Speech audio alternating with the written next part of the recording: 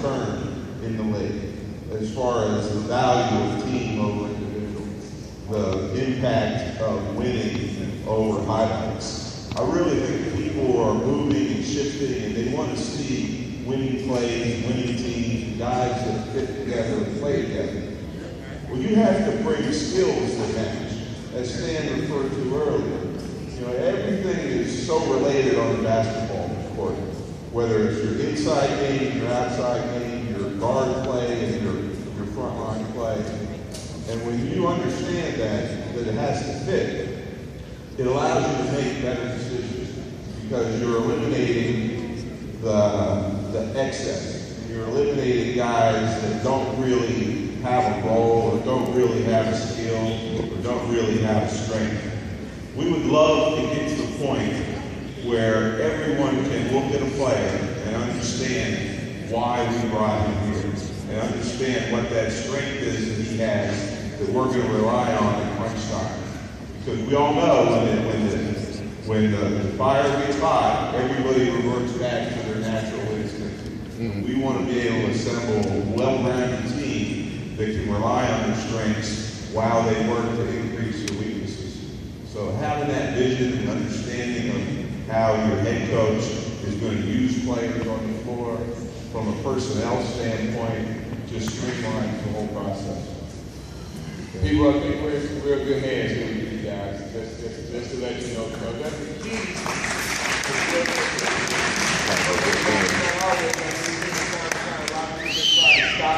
At least that says he understands what he needs to do. President and head coach. What they have in place right now and going out and really strategically looking at the pieces that fit in with it, and that's the key to winning the championship. So I'm excited not only for you, but for Pistons basketball. Dennis, got a question for you. I know we've been leaving you out in the cold a little bit, but as Stan and Jeff work to improve the product on the floor, how do you approach creating a home court advantage at the college through the fan experience and creating a great atmosphere? Well, you know, to date, we've tried very, very hard to provide the best entertainment we can. As a lot of you know, we've cleaned up the clubs, cleaned up the concourses, the bathrooms, and so forth, and then, of course, put 101 game day performers out on the court. Not to mention all the suites that have been renovated and so forth. But one big piece is missing, and who can guess what that is? Fans? We're in this gym tonight. We're in because there are welding workers over at the Palace right now working 24/7 to put in probably the NBA's biggest scoreboard. So 80,000 pounds of steel being added to the Palace. Are we going to be able to see the players? Is it going to be like Dallas? Scoreboard displays. We're going to show it to you in a minute, but it's four-sided. It's 3 times the scoreboard, but it's 21 times the square footage of video space. Oh. We got that. Then we're adding to it the ribbon boards that go around. We're doing all 3 decks. In addition to that, the signs that always have the Palace lights outside, the marquee signs, they're being replaced. So now you know when to get that sign. But in all seriousness, I spent a decent amount of time with our owner, with Tom, and we went through a ton of renderings, and we looked at all these scoreboards, and so many of them were that circular kind of design, and everything looked the same to us. And I think ultimately we came up with something that's pretty cool. So I think we have a video. Let's check it out. Y'all want to see the new video of the scoreboard? Yeah.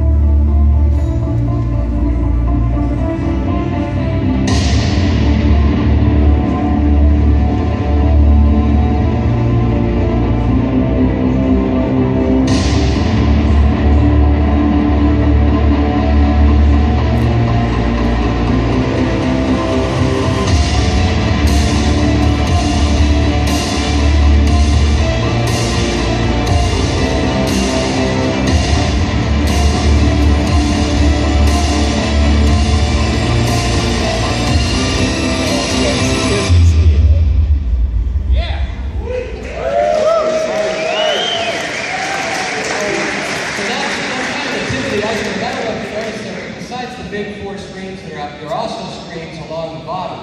So for those of you that are in the first 6 rows or on courtside, you no longer will prick your neck. You can look right up at the other boards to catch that. But I also think the ribbon boards will add a lot of excitement. So when you ask about home court advantage, I've got a lot of experience with the home field advantage, both in baseball and football. And the power that a board can bring to the energy in the place is overwhelming. Not to mention, there's small subtleties. We're always looking for the stats, and you're looking all the way at the top of the board to see it. We put them in the end zones. So they're where the Twitter boards were, they'll still exist, but they're 8-foot tall boards that are being put in with more powerful stats. So everybody can see what's happening during the game. I think you're going to walk in there and be absolutely blown away. It should be fantastic.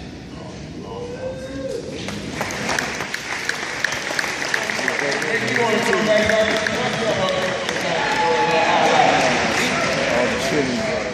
man, you talk about how hard it is to coach in college back in the mid-2000s. From a basketball standpoint, how does add your scoreboard and the building out, how those attracting something to the team?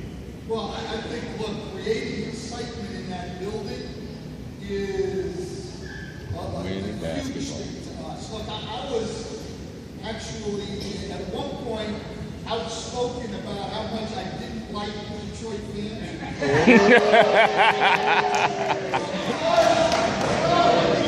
look, I said this coming in because, you go out there in a playoff series especially, and you people are relentless. I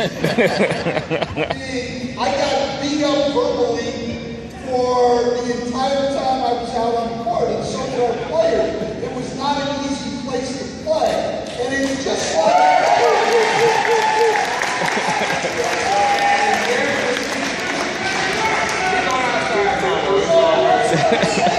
That's what I'm saying. So now what I want is I want 29 other coaches to hate you people.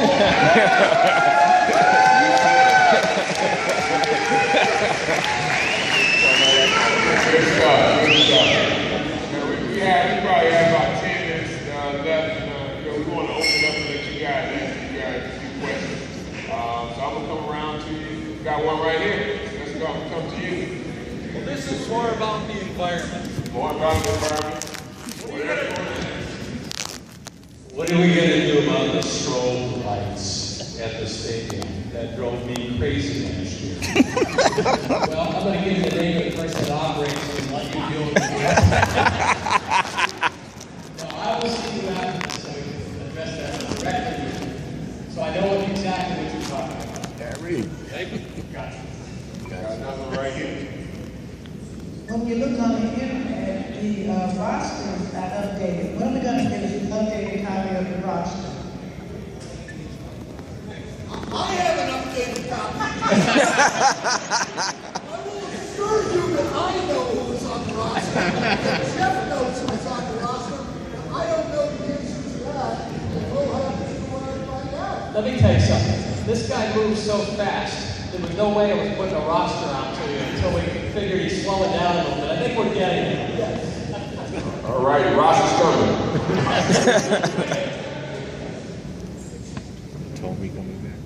Actually, this is more of a question to all my Pistons fans out there.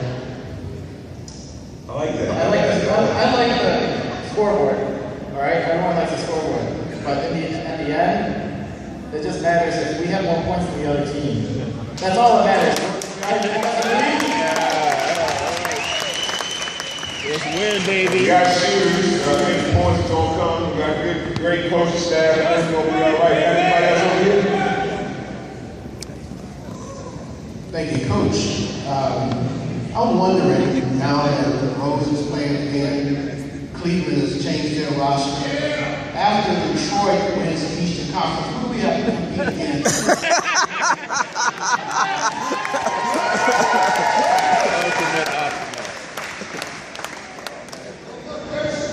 There's no question that our division got tougher and is probably the toughest division in the NBA at this point. And people have asked me that since LeBron went to Cleveland, that's what I've heard. And I said my goal is that we're one of the ones making the division tougher on on everybody else. So, look, I'm looking forward to the challenge. I think if you get in this business as a player or a coach, Indiana shouldn't even make the playoffs without Paul George and without Lance Stevenson. So I welcome it in our division. Although they do got Rodney Stuckey now. Yeah. That's what I want to know, Stan. What y'all feel? What our rivalry with Cleveland? We know they changed their complexion, and we changing our color. And we know we hard workers. So we just want to really know one thing to the coach. What's your true feeling about how we're going to do it? Well, look, I mean, here's the first thing, is you've got to build the culture, number one, that we're not going to back down from anyone. But to do that, that's fine on game night. On game night, every player in this league wants to compete and win. You know, and they all want to make their best effort. But to be ready to do that, it's a matter of what we do in here and what we do back there in the weight room on a daily basis to get ready to be able to compete. So when it's time, we're ready, and we've got to be willing to put in the work to earn the right to go out and compete. And that's what we've got to find out about our team. We've got to find out, are the 16 people we've got under contract now, are they willing, are they the guys we need going forward? Are they willing to make the commitment to working hard, to defending, and to doing all the really hard things it takes to go out and win games? I don't have an answer for you right now. I have good confidence that we do have the right people, but we won't know for sure for at least a month. All right.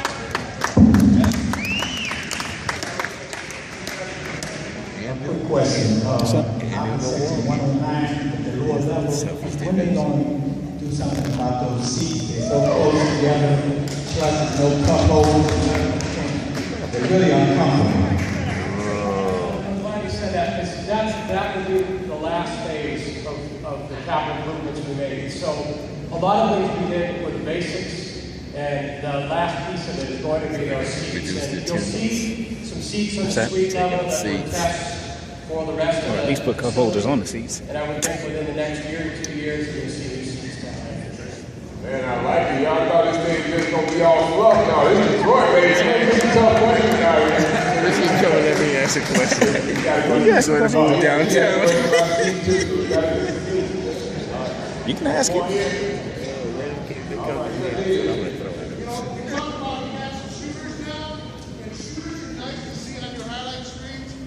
Defense is what wins games, and we got to win again. Okay? And I like the commitment of Gores to win, and I like the new staff they put on and the players' commitment. But don't forget about us. We are the backbone of this team. We are the fans, and we love this team. All right. Real quickly, I just wanted to thank you for bringing that up, because it dawned on me a long time ago when I got here.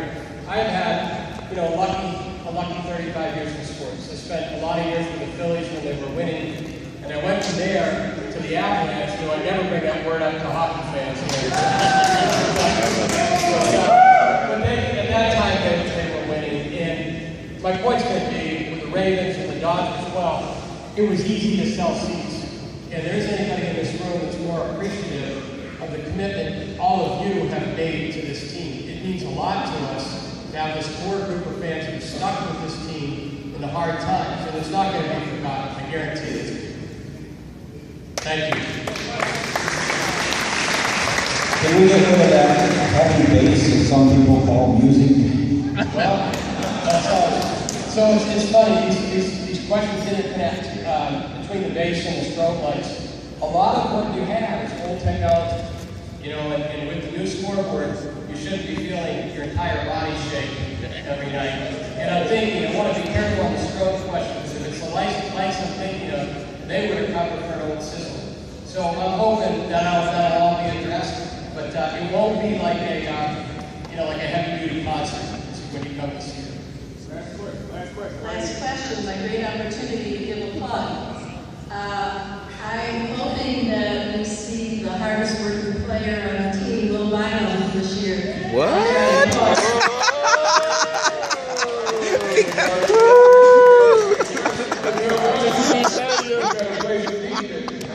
You gotta play some defense. Pistons organization, man, it's been wonderful being back here in front of you guys. Just to share pretty much moments talking about the future of this franchise that I love so much. I've played for a lot of years, played with two teams, but there's nothing that warms my heart more than being a Detroit Pistons. So, All right.